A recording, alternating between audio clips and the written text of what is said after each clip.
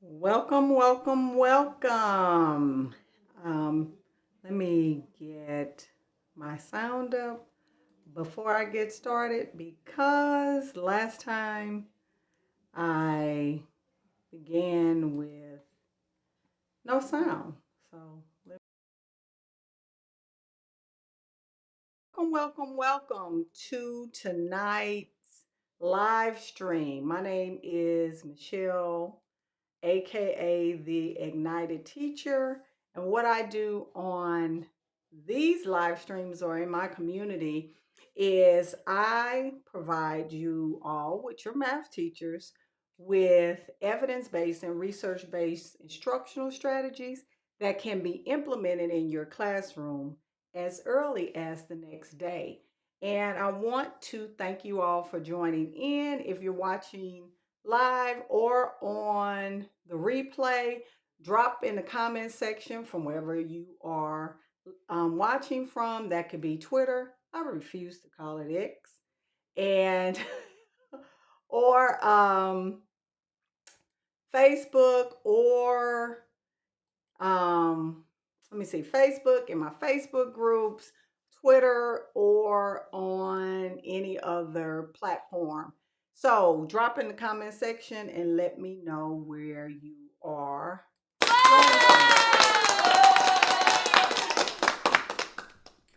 So I want to go ahead and get started because this is a 30-minute show. And I don't plan on going over 30 minutes because sometimes I do go over 30 minutes, but today I'm not going to do that. We'll see. That's kind of like telling students that, oh, we're just going to be 5 minutes, and then 5 minutes turn into 15 minutes. So, if you are looking for some free resources, this is my blog. You can go to fuelgrayminds.com, and I'm dropping the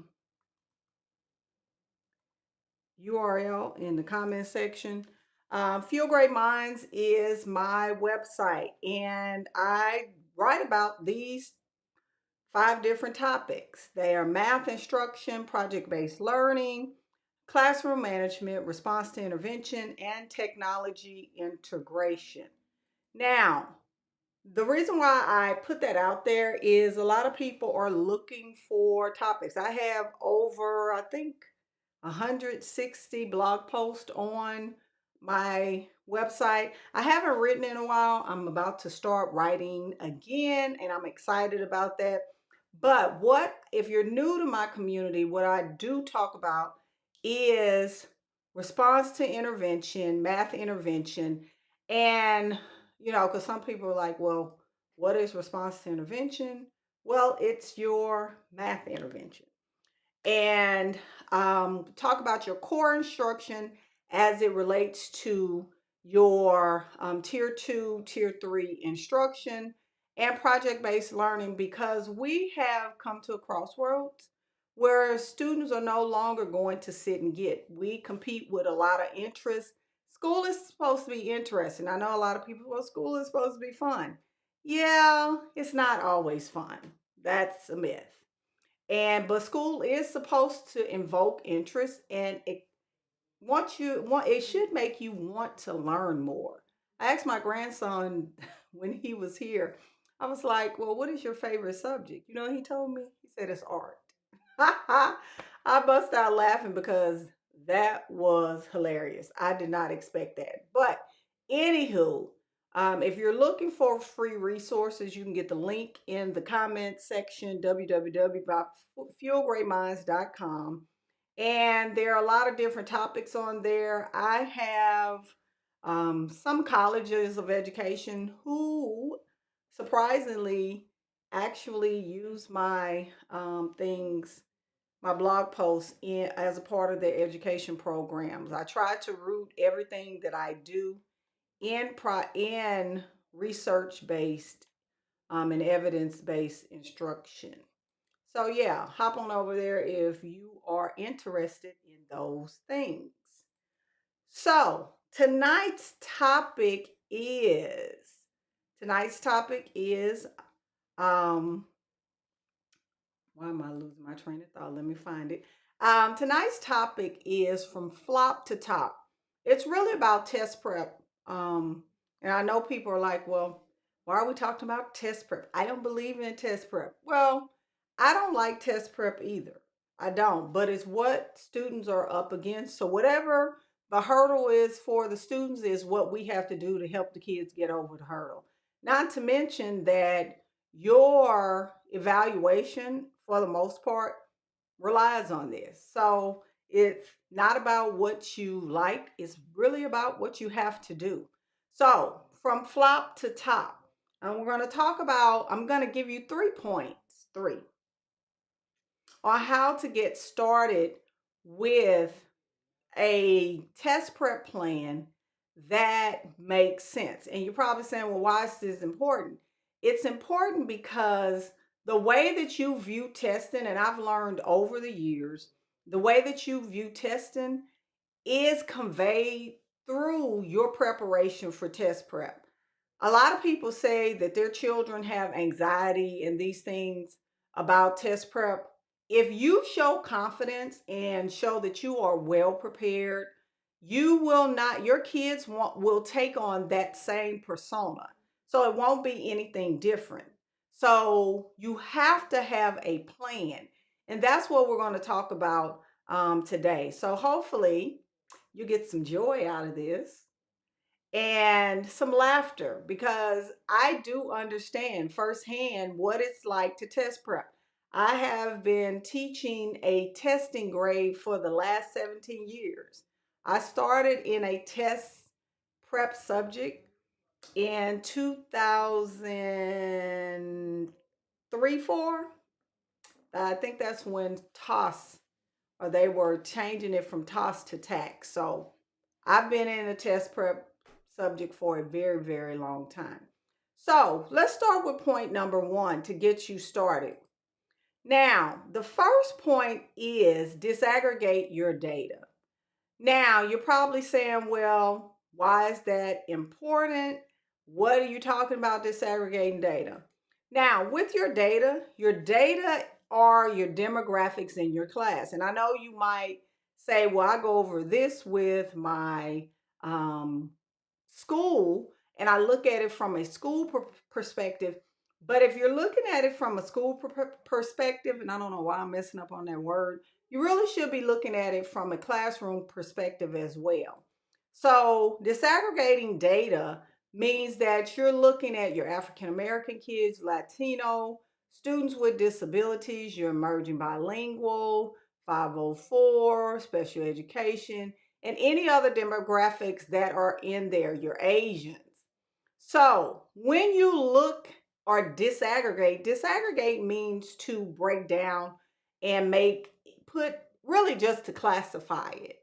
That's the first step. So you're disaggregating that data. You're looking at these different categories of children and how they are performing.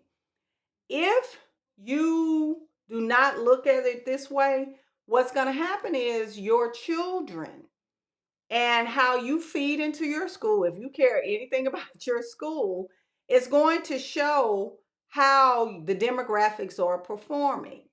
And every school doesn't have the same demographics. Sometimes, especially in um, high areas where you only maybe have one ethnicity of children, but you may have kids that are actually special education 504. They're going to be looking heavily at those they call them subpopulations. So that's the first step. Look at how groups of children are performing in your classroom. And if you haven't been doing that, I highly recommend that you go back tomorrow.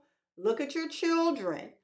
See, make a prediction on how they're doing as you enter into this test prep season. I know you should have 5 to 8 weeks of testing prep, which is enough if you finish most of your curriculum, or if you have finished most of the curriculum that matters. And that's a whole nother conversation. Not going to go into that. So the next thing is create a calendar. Calendars are very, very, very good. We have, even when I worked alone, even when I worked as a team, we created calendars. My most recent one was teaching eighth grade. I had another eighth grade teacher that I worked with. We created a calendar to see how we going to cover skills. Now, if you don't know what skills need to be covered, you need to go back into your curriculum pacing guide or whatever the state has put out. One thing I can say, leadforward.com is our friend in the state of Texas, and it tells us what the overarching themes. We have a star blueprint, and we look at how it's weighted. Now, when I used to teach eighth grade was a hard grade level to teach as far as test prep, because that eighth grade TEKS and the way that they were tested was really more proportional. In the lower grades, there's not as a proportional amount of testing for each teak. So, like in third or fourth grade, and even fifth grade, you're going to have number and operation. You're going to have measurement and the algebraic reasoning. Those are your heavy hitters. But in eighth grade, everything we had surface area, we had slope. Everything was generally tested at the same rate, which made it hard. And if that is the case, I highly recommend you look at the overarching themes. Like for us, when we taught eighth grade, it was slope, and it was basically equations, inequalities. That was the overarching theme for eighth grade, naturally, because they were going to high school into Algebra 1. Excuse me. And that was the overarching theme for Algebra 1. So, hope I haven't blown your mind yet, because I have one more point to make. The last one is reflection. I'm a highly reflective teacher. I look at, and I this didn't start overnight. I'm gonna be honest with you. It started as I became a more mature educator and cared less about evaluations and more about how my students viewed my learning. So I always try to look at my learning from the lens of my students, because I always ask them, did I teach this okay? And some of the kids was like, because some of them are brutally honest. So if you're going to try this approach, make sure that you are like have some tough skin, because the kids are gonna tell you, no, I didn't understand that, and yeah, can you do it again? And sometimes your ego will get bruised, but children will tell you the truth about what they learn and what you're not doing well. So that's the best survey that you can give to your for yourself, is the children. Granted, let me put a disclaimer on there. Granted, you have a good relationship with your students. If you don't have a good relationship with your students, yeah, they're, they're like little piranhas. Moving on. All right, last point, the reflection. So, once you are reflecting, these are questions that you can use after you have disaggregated, created your calendar, and said, okay, who, the student populations, are they doing well, or are they struggling? Are there skills that they need to work on? That's the second question. What concepts are problematic? Generally, that 3 through 5 band, that problem solving and that place value, yeah, that's no. Because we've seen, I know since my 10th year in teaching, I really saw a dip in the reading scores, and it has, look, it's like a car going down a hill, and it has gone down from there. The reading levels are affecting your math levels. So if you're in a high Title I populated school where the kids are coming from underserved communities, it is going to have a vast effect on that math and that problem solving.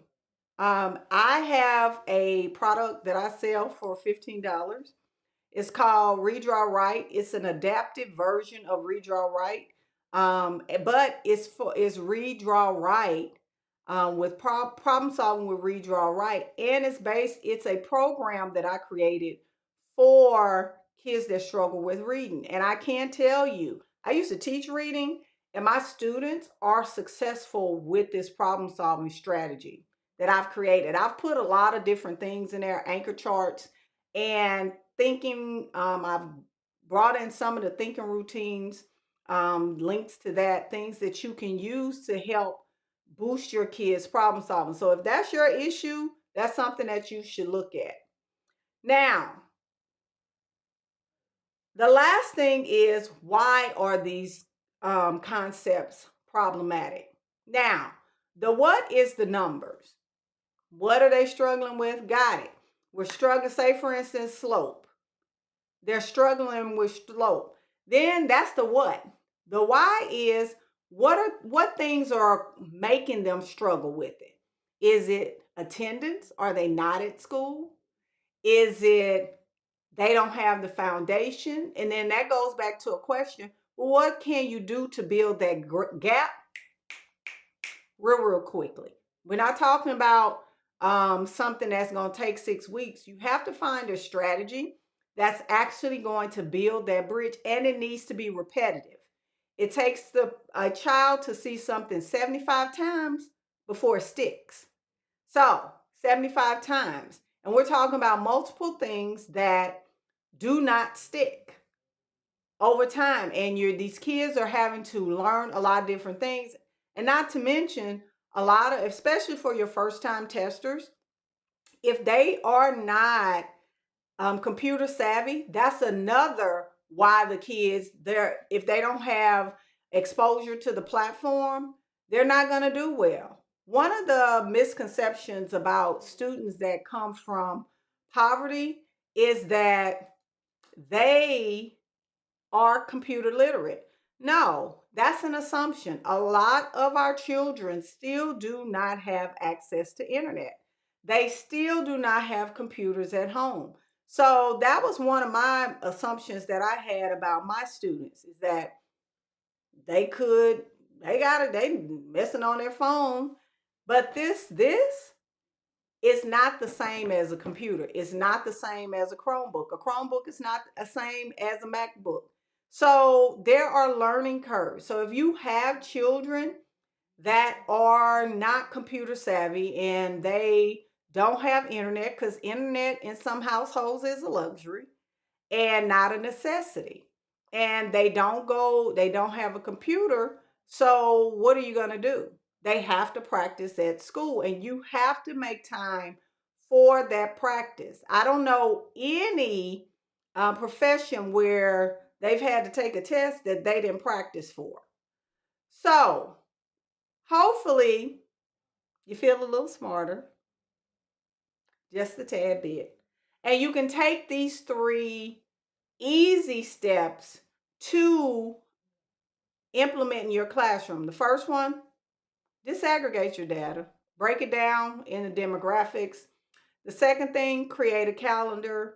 And the third thing is to reflect on the what and the why. What are they struggling with and why?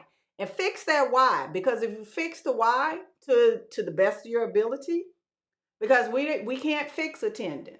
You know, that has to be a full court press with your school district or your school. So, if you're interested in the templates that you just saw, I'm going to drop it in the comment section, and you can look at those if you're interested in those templates that you just saw.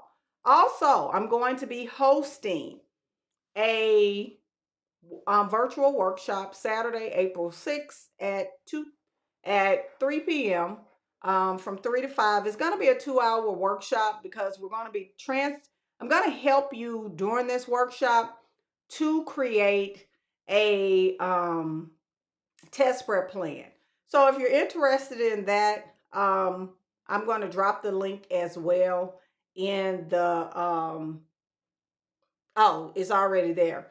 It's already in the comment section. So if you're interested in that, what I am doing for this virtual workshop, the templates that I just showed you, these are the template. It's called No Prep Test Prep. And what I'm going to do is offer that to the first 20 people for free if you go ahead and register before, I think it's April 5th. So if you want these templates for free, because generally these cost $10. So if you join or register for the virtual workshop and you want the templates, because that's what we're going to be using, or you can opt to create your own with the system that I will show you during the virtual workshop. You can do that as well. But for the first 20 people that actually um, register for the workshop, I try to make my workshops very low cost because I know that we are in a time, dating time, of shrinking school budgets. These are $10 workshops. So for 10 bucks, you can get a test prep strategy, even if you don't purchase the templates. You got $10 worth of knowledge. So again, that workshop is from stress to success. And we're going to be, you will walk away with your own test prep plan. That's the goal, to take back to your classroom and go ahead and get started. So I hope that you enjoyed this. Check out those links. If you have any questions about this, reach out to me. Leave your questions in the comment sections, and I'll see you all in my next live stream. Bye-bye.